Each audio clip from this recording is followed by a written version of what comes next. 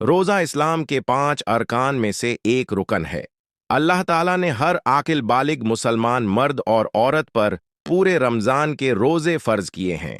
उनका छोड़ने वाला सख्त गुनहगार होगा। रोज़ा पहली उम्मतों पर भी फ़र्ज रहा है। रोज़े का मकसद इंसान के अंदर तकवा परहेजगारी पैदा करना है और रूह की पाकीज़गी और इबादत व बंदगी का जज्बा पैदा करना है। रोज़ा जहन्नम की आग से बचाता है। रोज़ा गुनाहों से मगफिरत का जरिया है।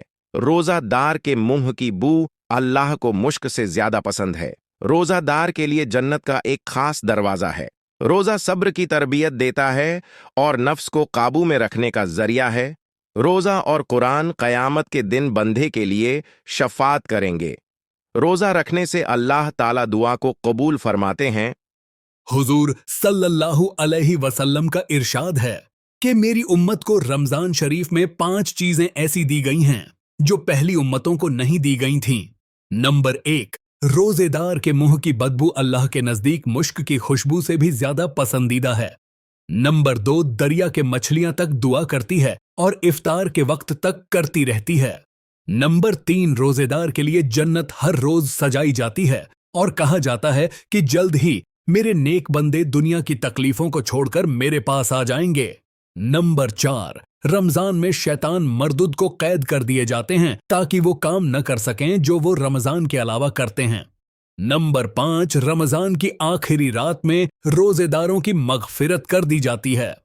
यह हदीस रमजान मुबारक की फजीलत और उसमें उम्मत मोहम्मदिया को अता की गई खुसूसियत को बयां करती हैं। अल्लाह हमें रमजान की कदर करने की तौफीक नसीब फरमाए।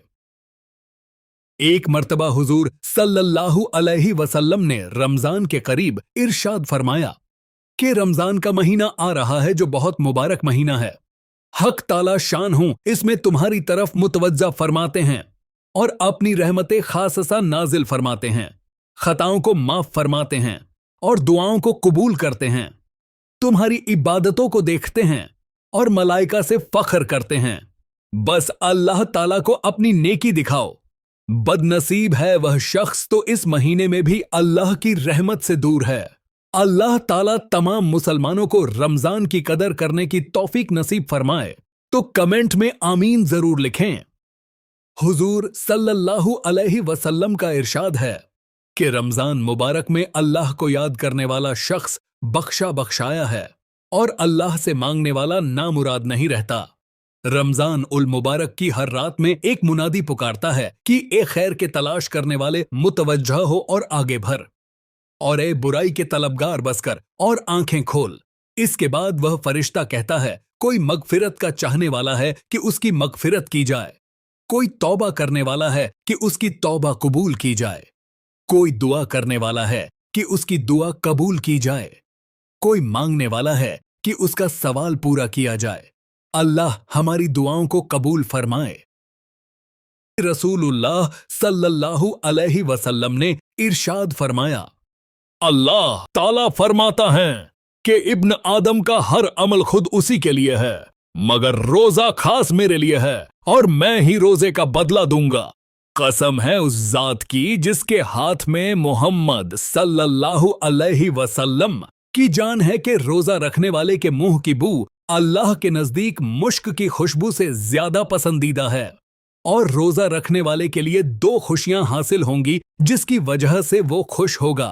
एक तो जब रोजा इफ्तार करता है तो वो अपनी इस इफ्तारी से खुश होता है, और दूसरा जब वो अपने रब से मुलाकात करेगा तो वो अपने रोजे रखने के सवाब को पाकर खुश होगा।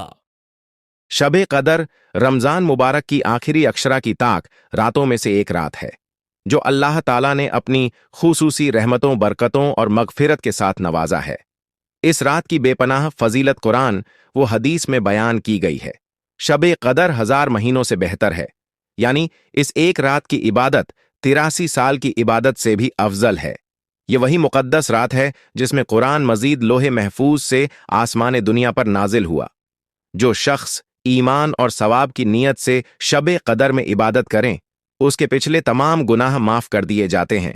शब कदर अल्लाह की रहमतों और बरकतों की वह अजीम घड़ी है जिसमें एक रात की इबादत एक उम्र की इबादत से भी बढ़कर है। इसे गनीमत समझकर गुनाहों की माफी, दुआओं की कबूलियत और कुर्बे इलाही हासिल करने में लगाना चाहिए। और आप ऐसे ही रोजाना हदीस सुनने के लिए हमारे चैनल को सब्सक्राइब करें। शुक्रिया। हजरत मूसा अलैहिस्सलाम ने एक मर्तबा अल्लाह पाक की बारगाह में अर्ज किया, या अल्लाह, तू मुझे कोई ऐसी दुआ बतला दे कि उसके साथ में तुझे याद किया करो और दुआ किया करो। वहां से इरशाद हुआ, ला इलाहा इल्लल्लाह कहा करो। हजरत मूसा ने कहा, या अल्लाह, ये कलमा तो आपके सारे ही बंदे कहते हैं, मैं तो कोई मखसूस दुआ चाहता हूं। वहां से इरशाद हुआ कि ये मूसा, अगर सातों जमीनों आसमान और उसमें आबाद होने वाली चीजों को एक पलड़ा में रख दिए जावे और दूसरे में कलमाए तैयबा रख दिया जाए तो वहीं पलड़ा झुक जाएगा। यह है कलमे की ताकत। एक हदीस में आया है कि जो शख्स सच्चे दिल से इस कलमे को कहे, आसमान के दरवाजे उसके लिए फौरन खुल जाते हैं और अर्श तक पहुंचने में किसी किस्म की रोक नहीं होती, यानी फौरन कबूल होती है।